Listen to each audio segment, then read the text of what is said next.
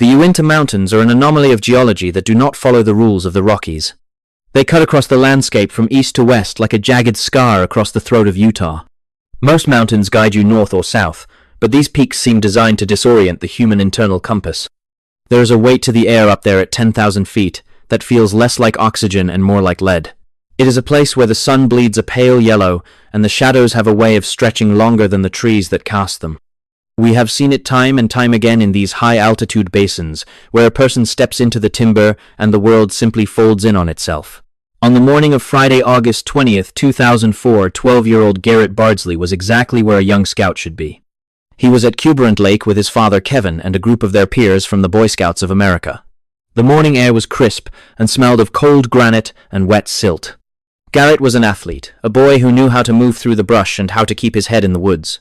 They were fishing at the edge of the water where the surface was as still as a sheet of obsidian. The silence of the high country is different than the silence of the plains. It is a heavy, expectant thing that seems to listen back to you. It started with something as mundane as wet feet. Garrett had stepped too deep into the marshy edge of the lake, and his shoes and socks were soaked through with the freezing mountain water. His father told him to head back to the campsite to change into dry clothes. The distance was negligible.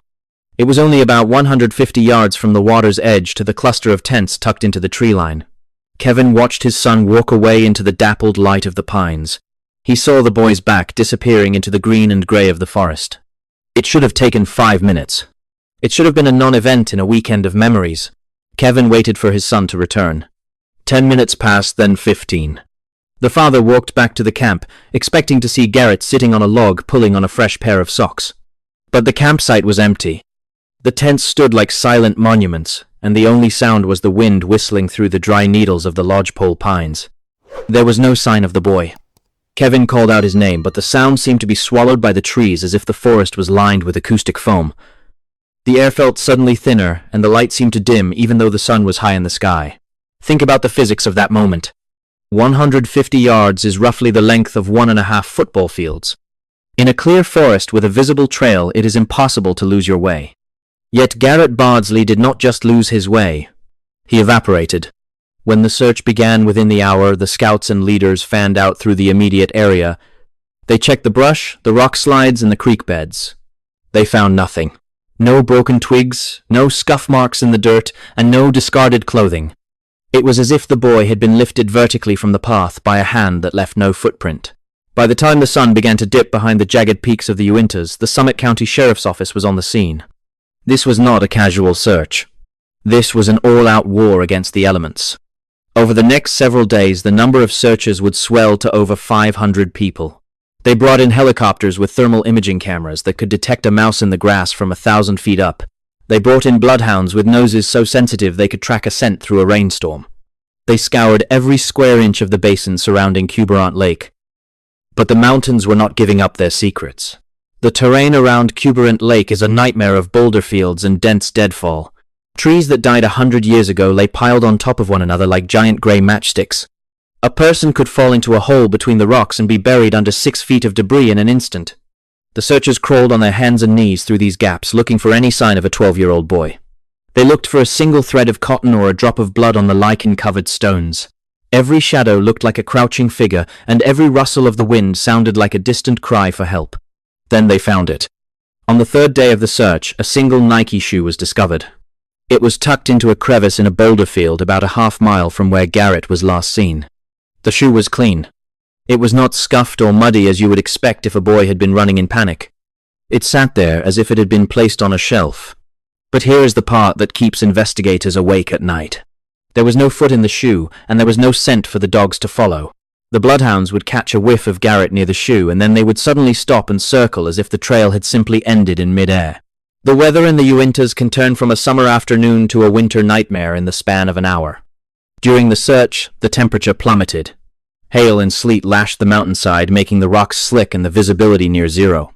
The searchers were freezing, and the hope of finding Garrett alive was beginning to bleed away into the gray mist. Why would a boy take off his shoe in a freezing rainstorm? Why would he move away from the camp toward the higher, more rugged terrain? There is a phenomenon known as paradoxical undressing in cases of extreme hypothermia, but Garrett had not been gone long enough for that to take hold when the shoe was lost. Some speak of the silence that precedes a disappearance in these mountains. They call it the Oz effect. It is a localized dead zone where the birds stop singing and the insects go quiet. It is as if the very frequency of the world shifts. In the case of Garrett Bardsley, many searchers reported a feeling of being watched by something they could not see.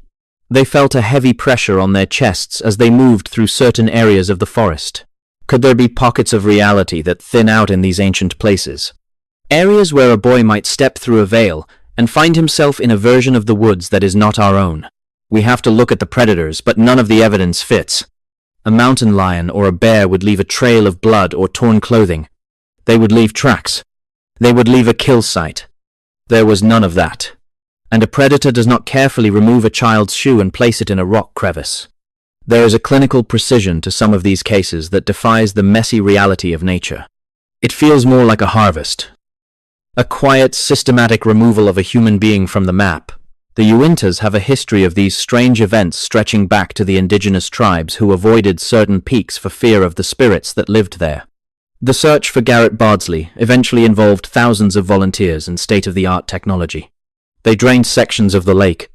They used underwater cameras to scan the bottom. They used divers to feel through the silt. Nothing. Garrett was gone as if he had never existed at all. His father Kevin would return to those mountains year after year searching for his son. He would look under every rock and behind every tree until his hands bled. The grief of a parent in this situation is a hollowed-out thing, a ghost that walks the halls of a quiet house forever. The lack of clues in this case is a clue in itself. When a person goes missing in the wilderness, they usually leave a trail of breadcrumbs. A dropped candy wrapper, a footprint in the mud, a broken branch. Garrett left one shoe and then nothing. No other piece of clothing was ever found despite the fact that he was wearing a fleece jacket and a scout uniform. Even after the snow melted the following spring and the vegetation died back, the search teams found no bones and no equipment. It is as if the mountain consumed him whole and digested even the non-organic materials. We sit here in our modern world with our satellites and our global positioning systems and we think we have conquered the wilderness. We think there are no dark corners left. But when you stand in the middle of the Uinta Mountains at 2 o'clock in the morning and the wind starts to howl, you realize how small we really are. There are things in those woods that do not care about our technology. There are forces that have been there since the earth was young and they operate on a logic we cannot fathom. Garrett Bardsley was a healthy, capable boy and he vanished in a space of time that should not have been enough to lose a set of keys. The case remains open, but the trail is cold. The mountain has reclaimed whatever evidence might have been left behind. The snow falls and melts and the rocks shift and the forest grows over the paths we once walked. But the pattern is there for those who choose to see it. It is a pattern of sudden disappearances in high-altitude locations near water and boulder fields. It is a pattern of shoes found without their owners and scents that vanish into thin air. We are not the masters of the wild that we pretend to be. We are visitors, and sometimes the wild decides we are not allowed to leave. The mystery of Garrett Bardsley is not an isolated incident. It echoes the disappearance of young Jared Atadero in the mountains of Colorado, who vanished on a trail just feet ahead of his group, only for his clothing to be found years later in an impossible location. It mirrors the case of little Keith Parkins, who went missing in the woods of Oregon and was found miles away in a fraction of the time it would take a grown man to walk the distance. These cases are threads in a dark fabric that spans the globe. Sleep well tonight, but if you go into the mountains, remember to watch your step. And never turn your back on the trees. The air in the high Uintas does not just sit around you. It presses against your skin with a weight that feels ancient and indifferent. When you stand at 10,000 feet above the level of the sea, the oxygen is thin and the silence is thick enough to choke on. This is where Garrett Bardsley stood on that morning in August of 2004. He was 12 years old and full of the kind of energy that only a boy on a scout trip can possess. He was just a few hundred feet from his father when he turned to head back to camp to change his wet socks. 150 feet. That is a distance you could cover in 20 seconds if you were walking slowly. It is a distance so short you could throw a stone and hit the person at the other end. But in that tiny sliver of space and time, the world simply opened up and swallowed him. The search that followed was not just a systematic sweep of the terrain. It was an act of desperation that tore the fingernails from the hands of grown men. Kevin Bardsley, the father of the boy, became a man possessed by a singular and terrible purpose. He would look under every rock and behind every tree until his hands bled and the skin on his palms was raw from the abrasive grit of the granite. The grief of a parent in this situation is not a loud or screaming thing, but a hollowed-out thing. It is a ghost that walks the halls of a quiet house, forever looking for a shadow that will never return. We talk about closure in our modern world as if it is a physical destination we can reach. But for the Bardsleys, there was no door to close and no light to turn off. The lack of clues in this case is a clue in itself if you know how to look at the geometry of the void. When a person goes missing in the wilderness, they usually leave a trail of breadcrumbs for the world to follow.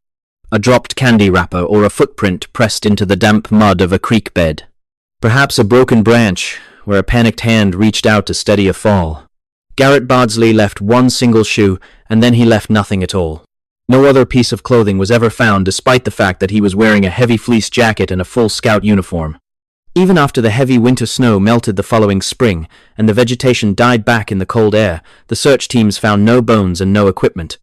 It is as if the mountain consumed him whole, and digested even the non-organic materials of his life. We sit here in our modern world with our satellites and our global positioning systems, and we think we have conquered the wilderness. We think there are no dark corners left on the map and that every square inch of the earth is under our watchful gaze. But when you stand in the middle of the Uinta Mountains at 2 o'clock in the morning and the wind starts to howl through the jagged peaks, you realize how small we really are. There are things in those woods that do not care about our technology or our sense of entitlement. There are forces that have been there since the earth was young and the rocks were still cooling, and they operate on a logic we cannot fathom. Garrett Bardsley was a healthy and capable boy, and he vanished in a space of time that should not have been enough to lose a set of keys in a living room. The case remains open in the files of the local sheriff, but the trail is colder than the mountain water in November. The mountain has reclaimed whatever evidence might have been left behind by the passing of a child. The snow falls and melts, and the rocks shift under the weight of the seasons, and the forest grows over the paths we once walked with such confidence. But the pattern is there for those who choose to see it, and for those who are willing to look into the dark. It is a pattern of sudden disappearances in high-altitude locations near water and massive boulder fields. It is a pattern of shoes found without their owners and scents that vanish into thin air as if the person simply stepped off the face of the planet. We are not the masters of the wild that we pretend to be. We are visitors, and sometimes the wild decides we are not allowed to leave. Think about the texture of that lone shoe found in the dirt. It was sitting there as if it had been placed by a hand that understood the cruelty of leaving just one piece of a puzzle. There were no drag marks in the soil, and no signs of a struggle with a predator like a mountain lion or a bear. A mountain lion does not undress its prey, and a bear does not leave a shoe behind while taking the rest of the body into the brush without a drop of blood hitting the pine needles. The silence that followed Garrett's disappearance was absolute. Search dogs were brought in, but they could not find a scent to follow. They paced in circles and looked at their handlers with eyes full of a confusion that bordered on terror. Even the animals know when the rules of the natural world have been suspended. The Uintas are a strange range of mountains because they run east to west, unlike the majority of the ranges in North America. This geological quirk creates weather patterns that are unpredictable and pockets of terrain that feel disconnected from the rest of the world. In these pockets, the air feels heavier and the light seems to bend in ways that defy the laws of physics. People report seeing strange lights in the sky and hearing sounds that resemble human voices calling from places where no human could possibly be. Was Garrett lured away by a voice he thought he recognized? Or did he step into a fold in the earth that we cannot see with our three-dimensional eyes? The investigators looked for footprints in the soft earth around the lake, but found only the tracks of the searchers themselves. There is a specific kind of horror in the idea of a person vanishing in plain sight. It suggests that our reality is not as solid as we like to believe. We walk through the world, thinking the ground beneath our feet is firm, and the trees are just wood and leaf. But the history of the high country tells a different story. It tells a story of people who were there 1 second and gone the next, leaving behind only a shoe or a hat as a mocking reminder of their existence. The search for Garrett involved thousands of man-hours and helicopters equipped with infrared cameras that could spot a field mouse from 1,000 feet in the air. They saw nothing. No heat signatures and no movement in the brush. It was as if the boy had become invisible to the tools of man. The mystery of Garrett Bardsley is not an isolated incident in the dark history of our national forests. It echoes the disappearance of young Jared Atadero in the mountains of Colorado back in the year 1999. Jared vanished on a trail just feet ahead of his group of hikers, only for his clothing to be found years later in an impossible location high above the trail on a steep cliff. His pants were turned inside out, and his shoes were in pristine condition as if they had never walked a mile in the dirt. It mirrors the case of little Keith Parkins, who went missing in the deep woods of Oregon and was found miles away in a fraction of the time it would take a grown man to walk the distance through the thick undergrowth. These cases are threads in a dark fabric that spans the globe and connects the high places of the world. We like to tell ourselves stories to make the world feel safe. We blame the wind, or the shadows, or the fallibility of human memory. But the facts of the Bardsley case do not fit into the neat boxes we have built for our comfort. A 12-year-old boy does not simply dissolve into the air because he took a wrong turn on a well-worn path. Something happened in those 20 seconds of solitude. Something that defied the thermal cameras and the bloodhounds and the thousands of eyes that combed every inch of that granite landscape. The mountain kept Garrett Bardsley, and it has shown no sign of giving him back. It sits there today under the cold stars, waiting for the next person to turn their back on the trees. The wind in the Uintas has a way of sounding like a low hum if you listen to it long enough. It is a sound that vibrates in your chest and makes the hair on your arms stand up. Some call it the hum of the earth, but others think it is the sound of something waking up. When the search for Garrett finally slowed down and the volunteers went home to their warm beds, the mountain returned to its natural state of indifference. The silence moved back in, and the shadows lengthened over the spot where a single shoe was found. We are left with the questions that have no answers and the patterns that offer no comfort.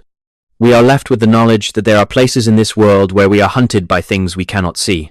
Sleep well tonight in your houses with the locked doors and the bright lights. Feel the comfort of the synthetic carpet beneath your feet and the sturdy walls that keep the night at bay. But if you ever find yourself in the high country where the granite peaks touch the edge of space, remember to stay close to the fire.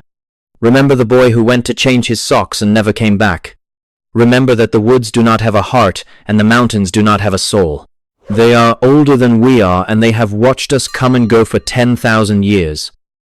And sometimes they decide to keep one of us for themselves. Watch your step on the trail and never turn your back on the trees, because the trees are always watching you. The pattern is the only map we have left. It points to the boulder fields and the high lakes and the places where the magnetic compass needles spin in useless circles.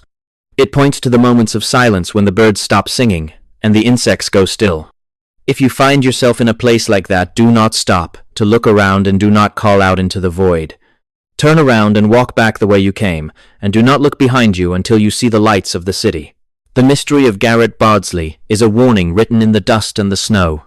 It is a story that ends in a question mark and a hollow space where a life used to be. The trail is cold, but the mountain is still there, and it is always hungry for the things we leave behind.